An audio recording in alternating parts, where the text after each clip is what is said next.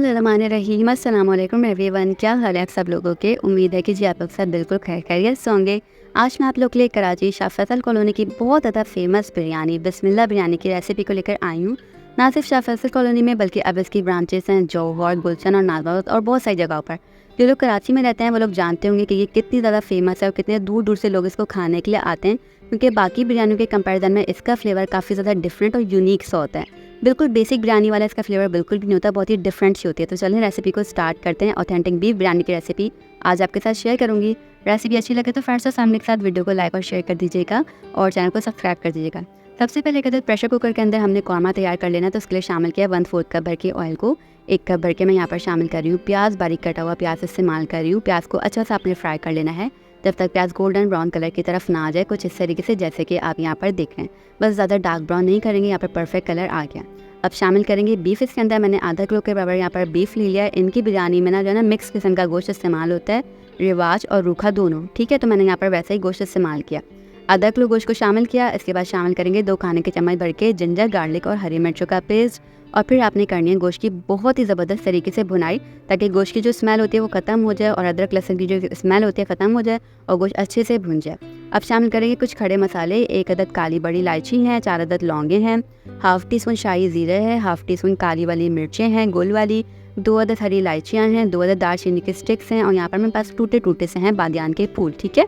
इस तरीके से मैंने यहाँ पर ये शामिल कर दिए। तेज़पात यहाँ पर मेरे पास 4 अदद के करीब, अगर आपके पास बड़े साइज़ में तो आप सिर्फ 2 का इस्तेमाल किएगा, ठीक है। अच्छे से आपने सारे मसाले डाल के भुनाई करनी है ताकि इसके अंदर अच्छे से फ्लेवर आ जाए, खुशबू आने लगे। फिर शामिल करेंगे 1 बड़े साइज़ का टमाटर, बिल्कुल रफ सा कट करके। इसकी जगह आप दही का भी इस्तेमाल कर सकते हैं, वैसे इनकी बिरयानी में टमाटर ही इस्तेमाल होता है। ज़बरदस्ती आपने भुनाई करनी है कुछ इस तरीके से जैसे कि आप यहाँ पर देख रहे हैं। अच्छे से गोश्त को लाजमी भूनना है आपने ताकि इसके अंदर फ्लेवर्स जाएँ। फिर शामिल करेंगे इसके अंदर टेस्ट के अकॉर्डिंग सॉल्ट को। फिर शामिल करेंगे 2 टीस्पून भर के धनिया पाउडर, कोरिएंडर पाउडर शामिल करेंगे। 1 टीस्पून हल्दी पाउडर को शामिल करेंगे। 1 टीस्पून रेड चिली पाउडर को शामिल करेंगे। साथ साथ शामिल कर देंगे 1 टीस्पून चिकन पाउडर को, इसका फ्लेवर बहुत ज़्यादा इन्हांस करेगा। उसके बाद शामिल करेंगे 2 खाने के चम्मच भर के कौरमा मसाला। इनकी बिरयानी में ये वाला मसाला लाजमी जाता है, तभी इनकी बिरयानी का एक यूनिक सा फ्लेवर आता है। आप किसी भी ब्रांड का इस्तेमाल कर सकते हैं, लेकिन कौरमा मसाला डालना मस्ट है। एक दफ़ा इस तरीके से बना के देखिएगा, इंशाल्लाह जो है ना बिल्कुल सेम बिरयानी बनेगी, ठीक है। अच्छे से आपने सारे मसाले डाल के गोश्त की भुनाई करनी है। कुछ इस तरीके से गोश्त का कलर हो जाना चाहिए और टमाटर सॉफ्ट होना जब स्टार्ट कर देंगे, तब आपने इसके अंदर आधा लीटर पानी डाल के गोश्त को गलने तक रख देना है। तकरीबन 45 मिनट्स लगे थे और गोश्त अच्छे तरीके से गल गया था। फुल डन यहाँ पर करेंगे, लेकिन बिल्कुल ओवर कुक नहीं करना है कि इसके रेशे बिल्कुल अलग हो जाएं। दम पे लगाते हैं ना हम, तब भी इसका कुकिंग प्रोसेस चलता है, तो आपने बिल्कुल ओवर कुक नहीं करना है। बस यहाँ पर परफेक्टली गोश्त डन हो गया था जैसा कि हमें चाहिए था। अब जल्दी से चावलों की तैयारी करते हैं। तो 1 लीटर भर के मैंने पानी लिया, उसके अंदर शामिल करेंगे 1 अदद बादियान का फूल, 1 अदद तेज़पात, साथ ही साथ हाफ़ टी स्पून काली वाली मिर्ची, 1 टेबलस्पून भर के सफ़ेद ज़ीरा, 2 अदद हरी वाली इलायचियाँ और 2 अदद दालचीनी के स्टिक्स। टेस्ट के अकॉर्डिंग शामिल करेंगे इसके अंदर ये सॉल्ट को और 1 टीस्पून शामिल करेंगे इसके अंदर हम केवड़ा वाटर को। और फिर शामिल करेंगे आधा किलो बासमती राइस, जिसको मैंने आधे घंटे के लिए भिगो कर रख दिया था।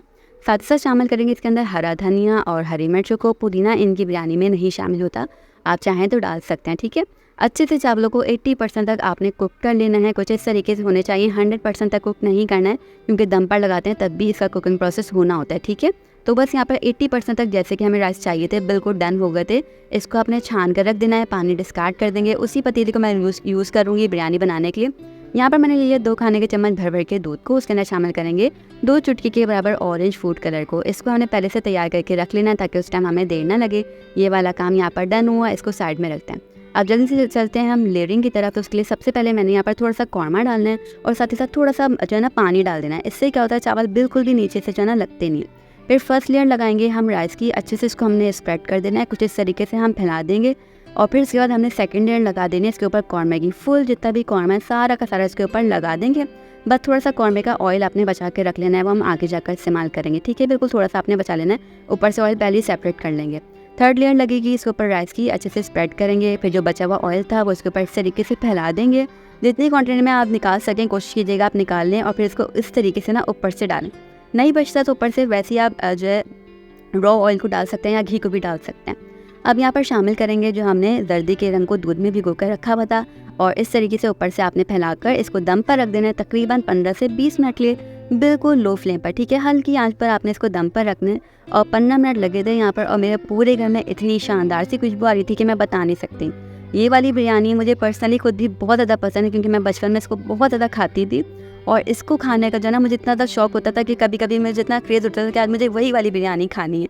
तो जब हमने वहाँ से मूव भी किया ना, तो मैं ये सोचती थी ये वाली बिरयानी अब कहाँ मिलेगी, लेकिन जो अल्हम्दुलिल्लाह इसकी काफ़ी ज़्यादा ब्रांचेस खुल गई हैं और मैंने खुद भी घर में स्टार्ट कर दिया, तो मैं खुद भी उनको जो है ईज़िली जो है ना बनाकर जो है वो कर सकती हूँ, हरा सकती हूँ।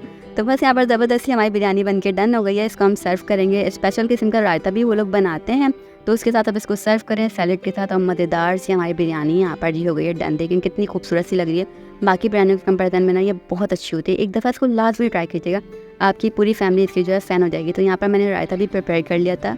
इसको आप सर्व करें रायते के साथ और थोड़े से अनियन रिंग्स के साथ।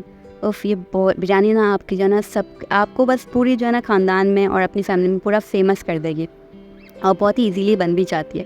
तो बस बिरयानी को ट्राई कीजिएगा और ट्राई करने के बाद अपना फीडबैक मुझसे लाजमी शेयर कीजिएगा कि कैसी बनी है। बहुत ही खुशबूदार और बिल्कुल उनके जैसी बिरयानी बनके तैयार होती है।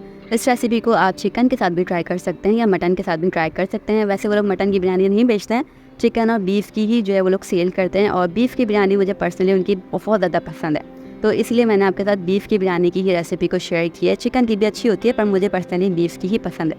बिरयानी का जायका बीफ में मुझे ज़्यादा जो है ना अच्छा लगता है। बस रेसिपी को ट्राई करके फीडबैक दिएगा। हम फिर मिलेंगे, तब तक अपना ख्याल रखिएगा। अल्लाह हाफ़िज़।